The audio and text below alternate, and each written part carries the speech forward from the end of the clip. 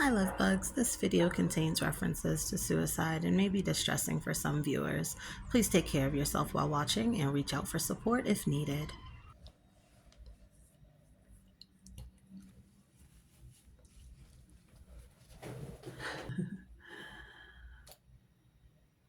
I've been fussing with my appearance since this morning.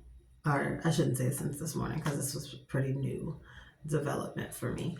But I was like, oh my gosh, I need to put my earrings on, brush my hair. I need a haircut. I need to get these braids redone.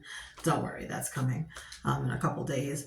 These have been hanging on for a very long time. And they were the absolute best $44 I've ever spent. So I am not complaining by any stretch of the imagination. I don't know if this is actually making it out of my phone and out into the world, but I know that I had to get it out of my brain. My name is Kalonda. You'll know me as Content Kalonda on here, or KK, which is fine. That's a story for another day. I was getting ready for my podcast that I have with my cousin, So You Don't Put Syrup on Your Grilled Cheese, and just kind of thinking through it. It's our first show back since the new year since the holidays actually. And just kind of running through our run a show and what we said we were going to talk about. And, I had said that it was more of like a new year, same me versus new year, new me. And I kind of got punched in the stomach for that. I don't know if I said trigger warning or not, but again, I don't know if this is coming out of my phone at all, but it's trigger warning.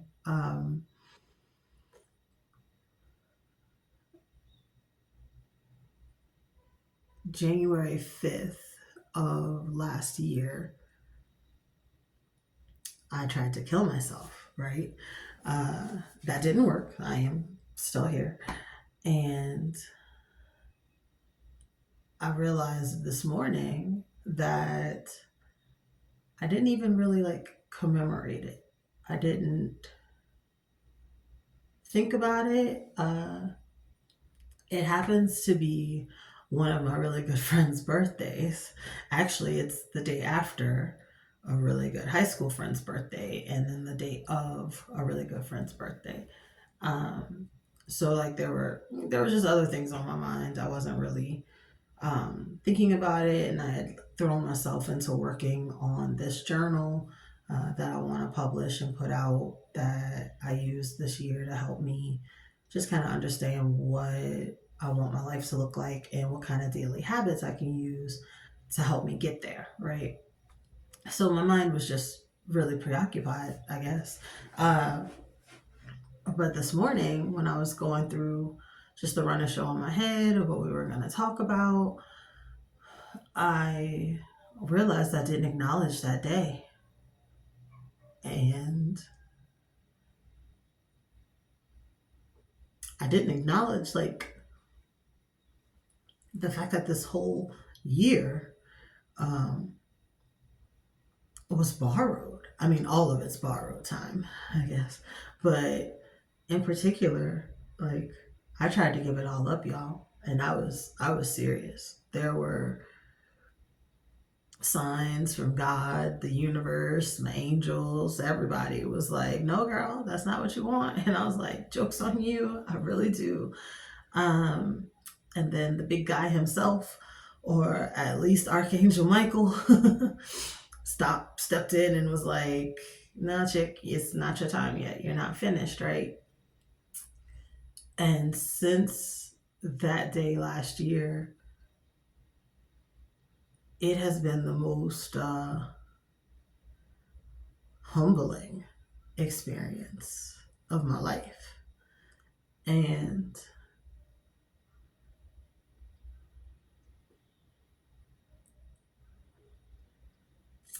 it revealed a lot to me, It revealed just the amount of pain that I was in that I wasn't sharing with anybody, including myself. The amount of confusion that was there. There had been like some diagnoses of anxiety and depression. Um,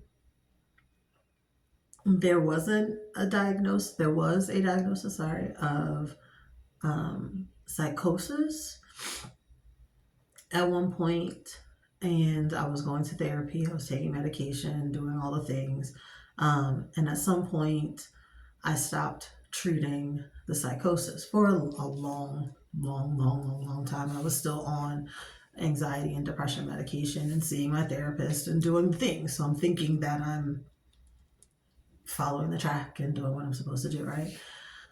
Um, but there was that part that was not being treated. And it kind of all came to a head. And I was just burnt out from work and switching a new job, going through a divorce, just really trying to find my purpose and feeling completely untethered in this world.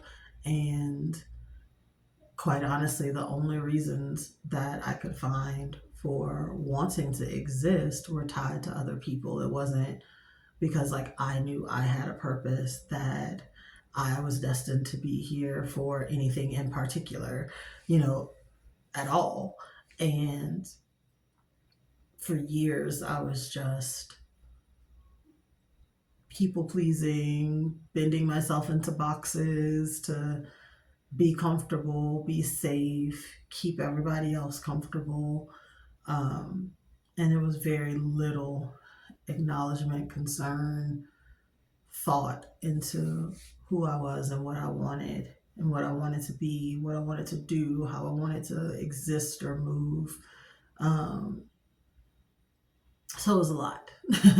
And it's not an uncommon story. I know there are lots of people that feel that way or have felt that way at times. And yes, it is all temporary and there are solutions. There are so many other ways out.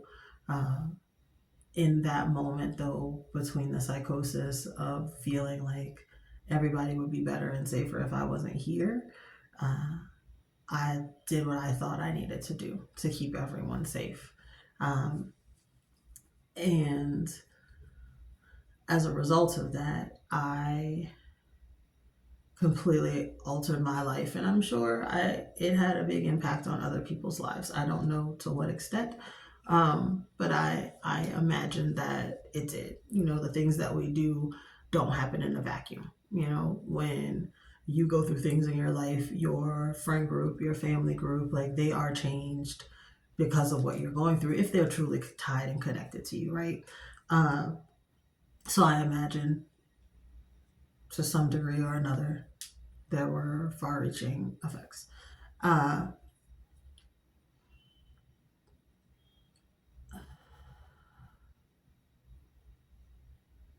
I say it was a humbling experience because, you know, I thought I had it figured out. It's like, I'm going to start my own business. I'm going to work for myself, but like help other people. I'm going to, you know, become self sufficient. So I'm not depending on others to help me. Because I definitely had a burden complex. And I just thought I was doing all the right things. I thought I was loving my friends and family and, you know, having fun and being the happy person in the group and being the person that people could come to if they needed something. Even though I didn't have a lot to give, like, I would give what I had. And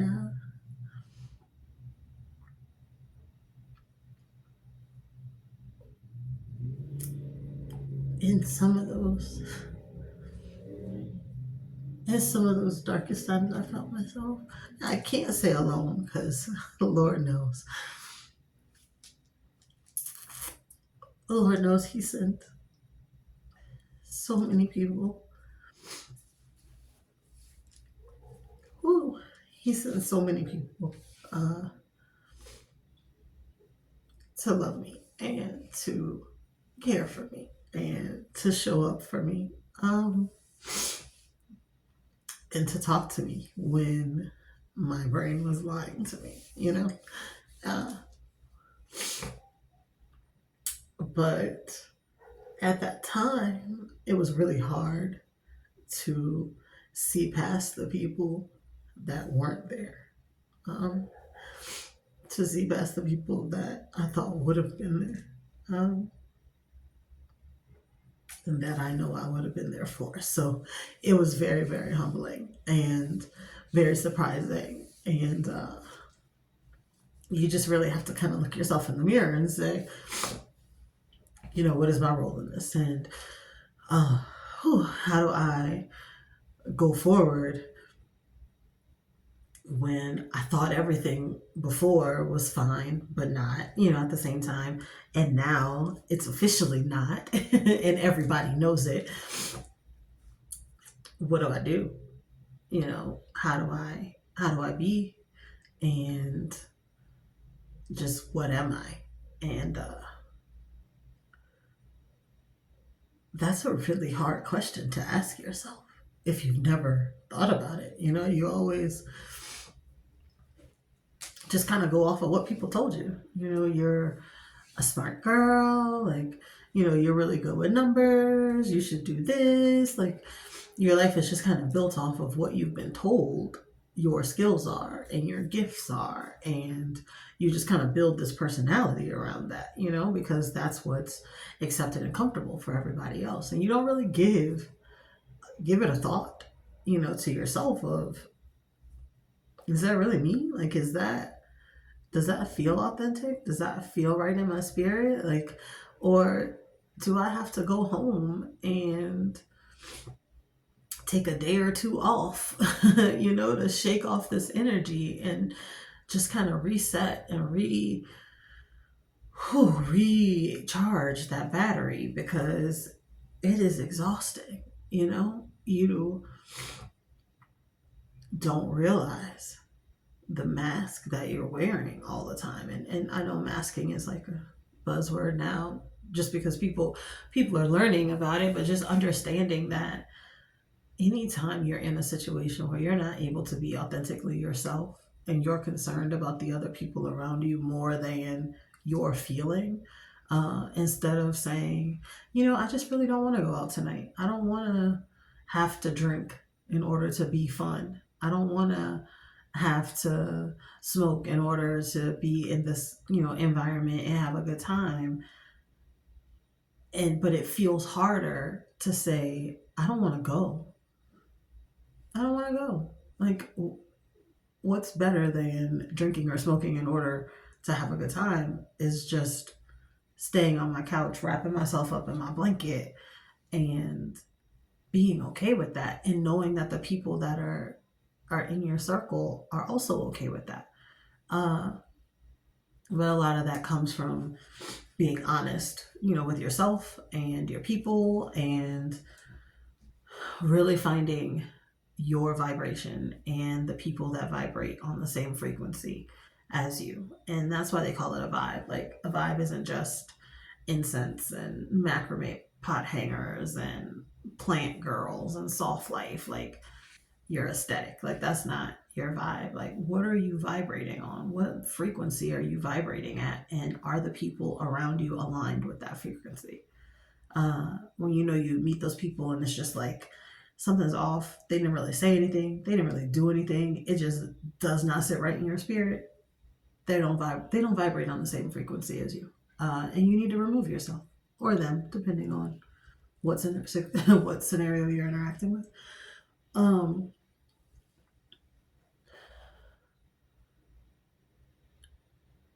But there's a lot to be said for thinking that you had that you were vibrating with people that understood you and knew you, and in some cases knew you better than you knew yourself. But there were always signs. There were signs when they would say, oh, well, no, she's going to do this, or she likes this, or like this. And you're like, do I though? Like, is that really me? That doesn't really sound like an accurate description, but I can go along and get along. Like, it's fine. But that just means you weren't being your honest and authentic self in those situations, and that they know the person that you presented, you know? Um, so I spent a lot of time after January 5th of last year, not by myself because people were trying to not leave me alone, quite understandably, which is its own its own challenge.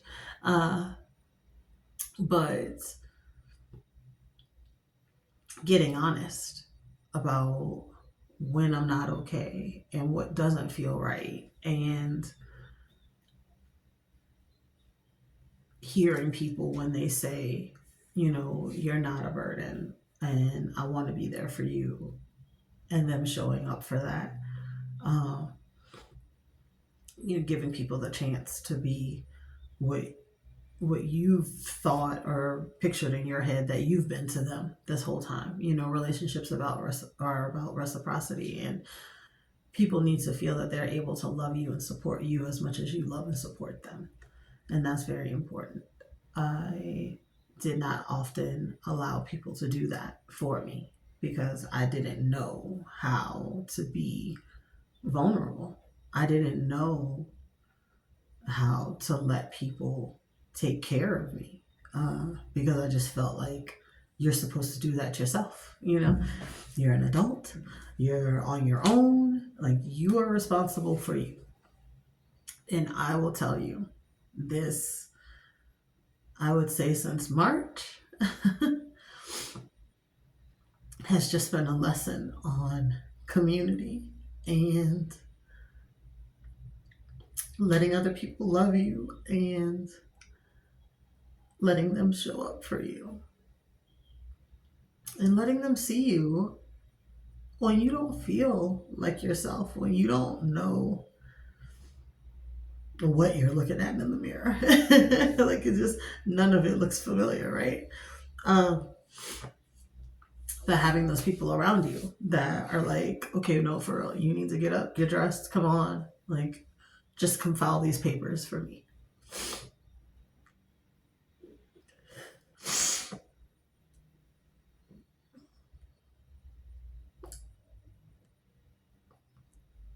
I am so grateful to be here. I'm so grateful to the people that stayed, to the people that showed up, to the people that chose to be a support for me, because I definitely needed it. And they never made me feel bad for it. And they never made me feel like, this is a one-time deal. Nobody wants to go through this again, obviously, but it didn't feel conditional. It didn't feel like, all right, we fixed you and you're good to go. It felt like just genuine care and support and wanting me to succeed just because I was a part of their tribe. And I was definitely reintroduced into the notion that there are good people in this world, and that are selfless and that do things just because that's where their gifts lie, and they're tuned into that, and they know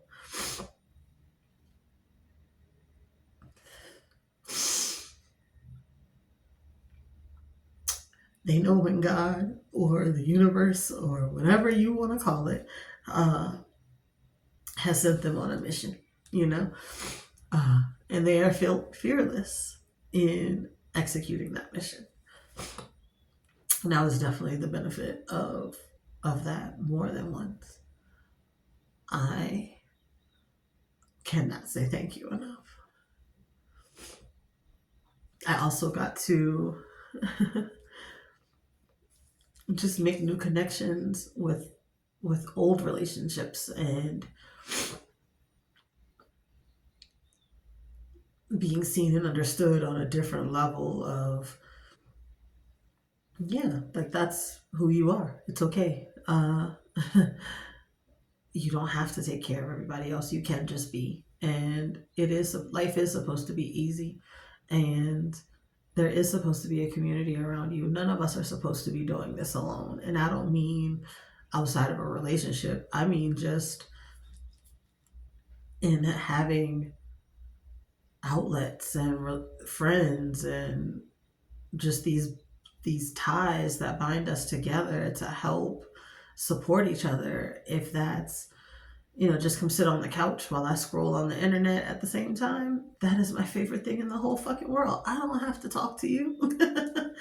You don't have to talk to me. It's just we're existing in the same space. Yes, I love a deep conversation as much as the next person, but I don't have to explore every facet of our purpose in life just because we're spending time together. Like that time together can literally just be quiet reflection, just in each other's space and energy, and feeling the calm that hopefully it's bringing to both of us, or however many people are involved. um I am 100% rambling, so I apologize. The uh the feeling of community that I've found, and now I'm actively looking to build and create, not just for myself, but for other people, is so healing. And I know that in the United States, like we're conditioned to think, you got to take care of yourself. Nobody's going to do it for you. You got to take care of you. That puts a lot of pressure on people. Um, and it's just me. I don't have any kids. You know, it's just me. I can't even imagine, you know, raising up other people and feeling like you have to do it by yourself because everybody is out for themselves and is focused on their dream and their goal and they can't see you.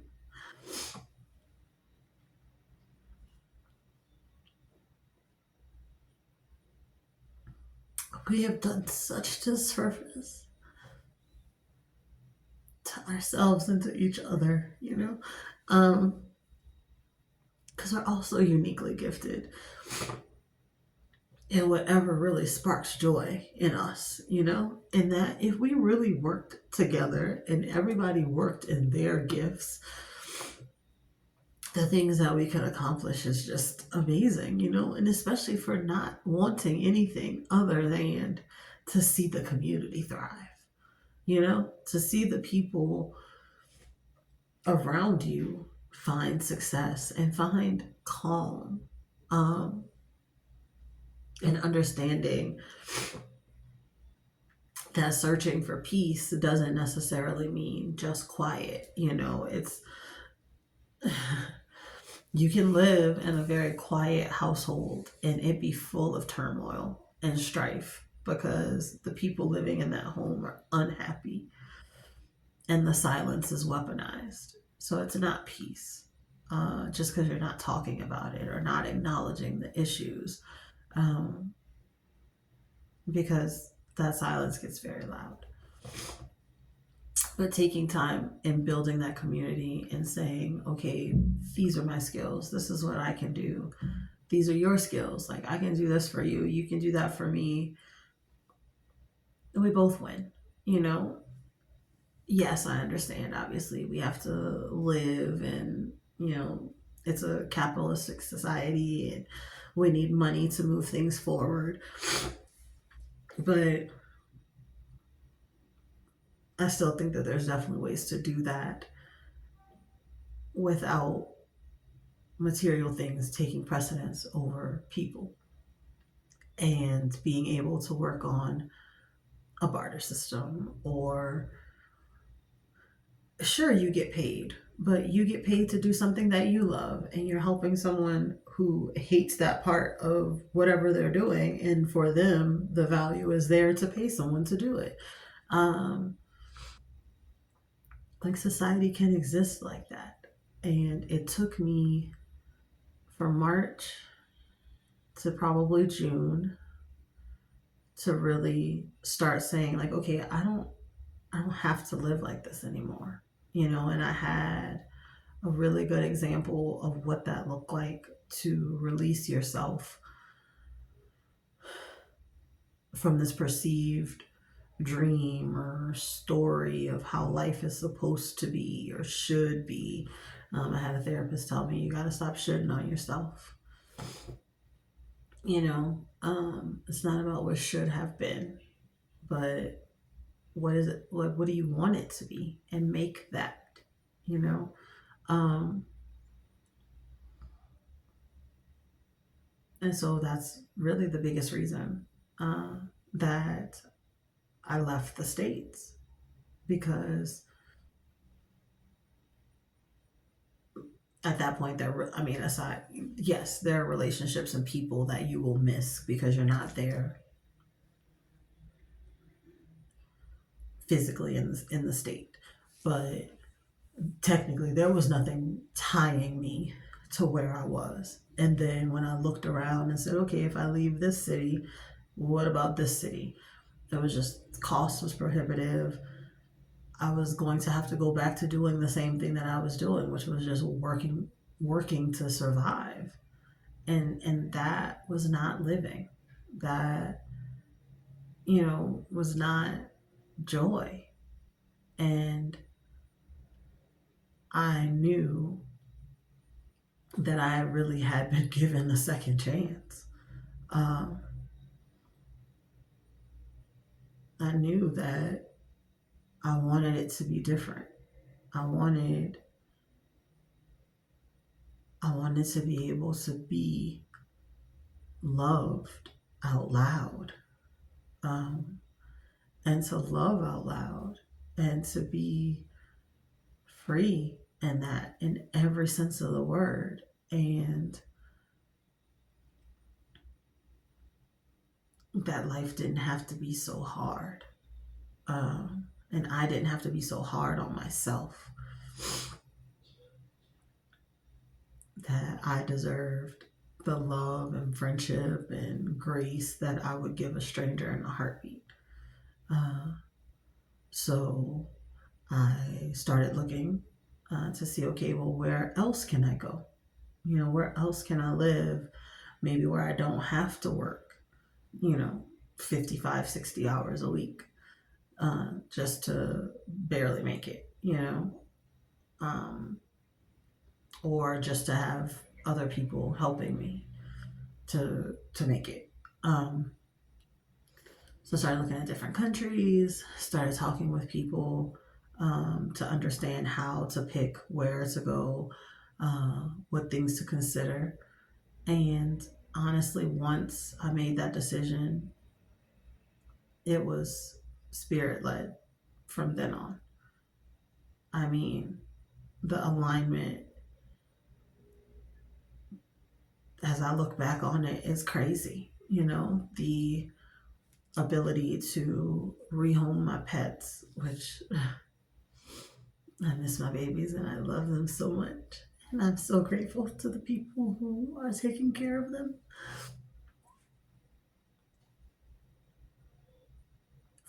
Um, that was alignment in finding that and knowing that they were going to be taken care of. Selling my home, which I had been resistant to for years, quite honestly, because the story is it's real estate. You got to keep it. Like, you don't want to lose your real estate. Like, there's value in that, and you're going to always want this. And it's an income producing property and all these things. And I'm like, realistically, though, I can't carry this on my own. And I can't continue to ask somebody else to be responsible for it when they're really not getting a benefit out of it. So I had to come to that realization and acceptance and say, okay, got to sell the house. And, hey, maybe selling the house is going to get you some, pocket money so you can fund this trip into joy. So put the house up for sale, sell all my belongings, everything. rolling pins, paper towel holders. It was a hoot those last few days in this empty shell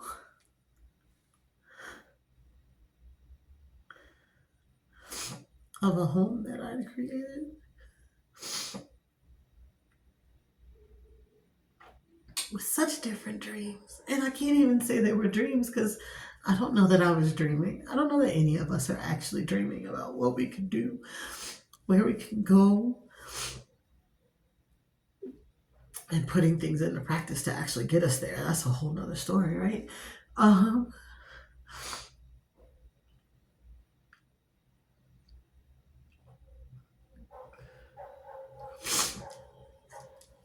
anyway, sitting in this empty house with like a pallet on the floor and my pillow and a different blanket that I had made. Um, just in this house with like nothing, just waiting with my suitcases, waiting for me to leave and start this new journey. And it wasn't like those sitcom moments where you're like, okay, one final long glance goodbye and all the memories and whatever. There was excitement, like I was happy to see what was next. And when I tell you, I didn't walk away with anything, zero, right? But I couldn't not go because I honestly felt like God was like, you gotta go. If you stay, it won't change. You'll wind up in these same patterns, doing these same things, um, and eventually feeling the same way, like just unfulfilled and uncertain. So I was like, okay, I'm gonna go. I'm gonna go, and it's gonna be what it's gonna be. Like you talk about stepping out on faith. That's what that was. Um, and please don't get me wrong. This wasn't a time of like crying every day and being forlorn. Like I had some of the happiest times I'd say from like that March, maybe not March, maybe like April to August, because I left at the end of August. Um, some of the happiest times. And it felt lighter. I felt lighter. Um, Met new people, met new friends. Um, and I told people, like, this poor guy, I went on a date. It was literally like the first or second date. And I was like, yeah, tried to off myself in January. But I'm like, I'm done hiding this stuff, It's like, I'm gonna tell you all the shit up front, and if you decide you don't want to be around for that, I respect that decision. Like, I understand. We get to have this drink, eat this sandwich, and I wish you luck, Um, but it was definitely an interesting experience. And then getting here to Medellin, Colombia, with my cousin, um, has been the most healing experience. Um, just having the space to breathe and someone telling you, like, you need to just sit down. Like, not doing doesn't make you non productive. If you're sorting it out, because I know sometimes if you've experienced burnout, if you've experienced exhaustion, whatever title you put on it, but usually burnout is the answer. You've been working yourself to the bone at your job, you've been contorting yourself into all these positions to make everybody around you comfortable, and then you hit a wall, and your brain is like, you cannot do this anymore. There's nothing left to give. Um, and then your body and your brain sits you down. Well, now you got nothing but time.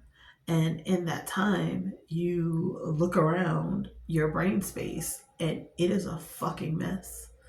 Um, my cousin has a theory of brain people, and everybody has like what their brain space looks like and how it functions. And some people, it's they have parks and greenery and trees. In my case, I had like a 24-hour warehouse with boxes and no bathroom and no break room. Like, they were ready to go on strike at any moment. We have since added a lovely lunchroom on the beach where they can sit at nice long co-working tables and look out on the water or go put their toes in the sand. And so we're a much happier workplace now. OSHA, don't come get us. But in the beginning, it was just boxes.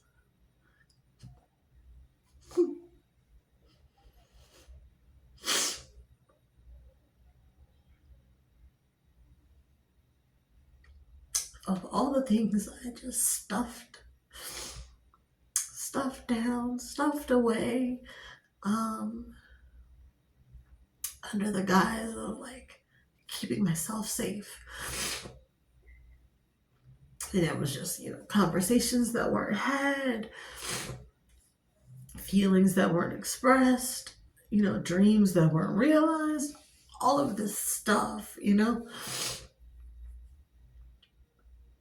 And when you take like the work and the daily grind of it all away, that's what you're left with. and, and those boxes just start fucking opening. The brain people are going through these boxes and you're like, wait a minute, I didn't ask for any of this. Why did you touch that box? So it may look like you're doing nothing, but there's a lot going on and you're processing and you're feeling things for the first time in years, probably.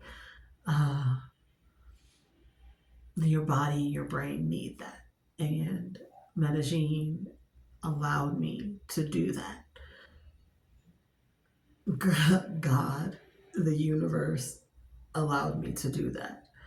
I've been here coming up on 6 months. I don't know how. I don't know how. I'm grateful. I'm thankful every day that I can. And I just wish that everybody had that opportunity. Or everybody, because everybody does have the opportunity, but that everybody was able to take the opportunity to prioritize that. I know we all have different relationships and titles and things that we are to other people, but none of that means anything if we haven't taken care of ourselves. And if we're not being honest about who we are and what we need and how they can show up for us, and then they do the same.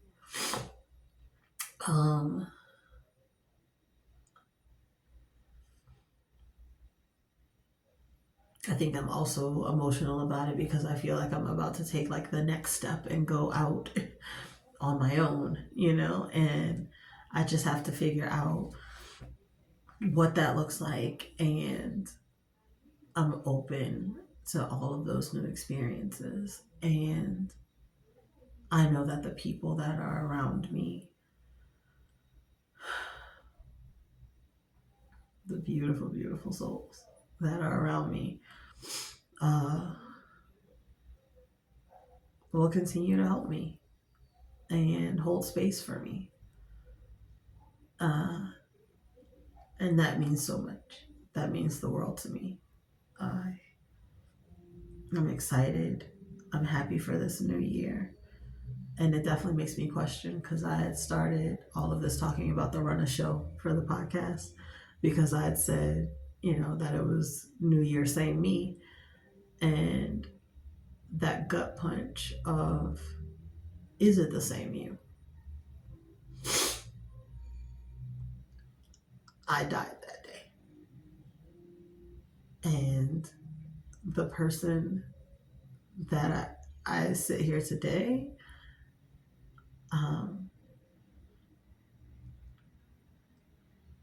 I'm so thankful for her.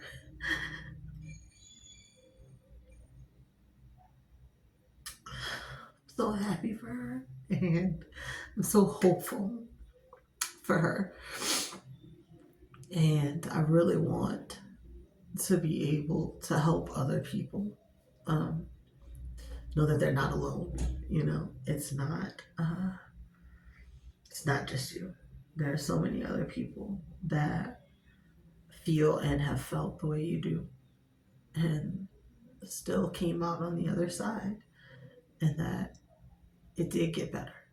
Granted, I'm having some of the same challenges that I was having back in the States, but the feeling around it, the thought process around it, is nowhere near as stressful.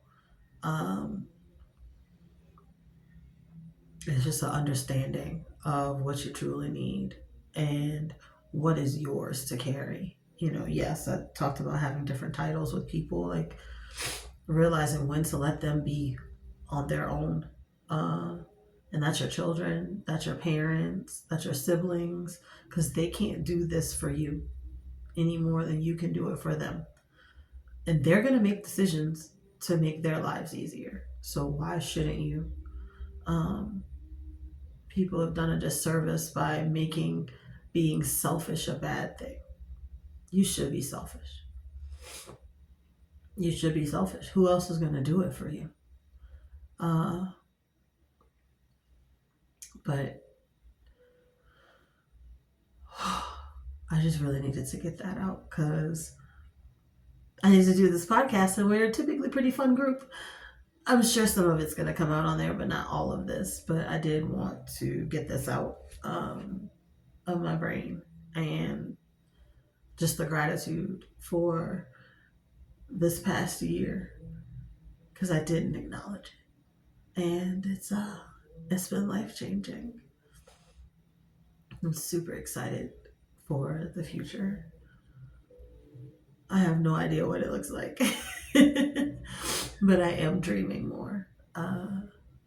Taking that time to ask yourself, what does a wildly joyful life look like? And once you figure out what that picture of that looks like, what habits can I do daily to get me to that place? And you'll realize once you do that, it's really not big changes in your life to get the life that you want. Um, but it is about consistency. I am not a disciplined girly. I am not a super organized person, which is funny because I can do it for other people, but not for myself. Um, but it is about being consistent and taking those steps daily and acknowledging the work that you've done and not listening to that little brain gremlin that lies to you and tells you that you're not good enough, that you're a burden, that people don't care, that people don't really love you, and that you're only as good as what you can do for someone else. God will send people to you that will love you just for you. They want nothing from you other than you to exist.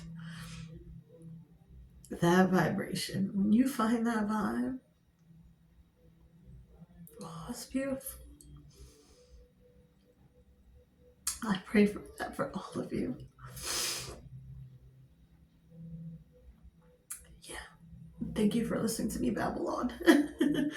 I hope at some point this does go out of my phone. I don't know when, but thank you for listening if you made it this far. And if you are in a place where you do feel like you don't have anywhere to go,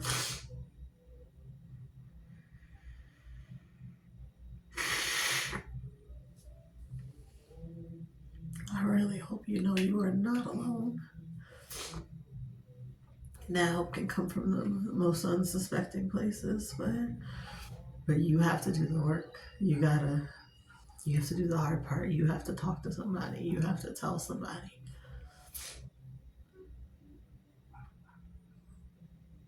And you have to work to find out why. Uh, but there is life on the other side, and it's a better life than you imagined. Okay, I love you, love bugs.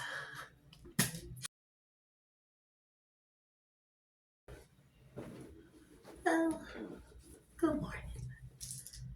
I can't see myself, and I've been like fussing with my hair and put your earrings on, and I need to get my braids done. Don't worry, that's like Tuesday or sometime next week. It's been forever, but they hanging in there. I swear it was the best, like $44 I've ever spent. You gotta love it. Um, I was washing dishes this morning, right? Hey, I'm Kalanda. Um, Probably trigger warning. I don't know if this is actually making it out of my phone. I just needed to get it out of my head. Um, I'm Kalanda, content Kalanda, KK, if you will. Um, Take two.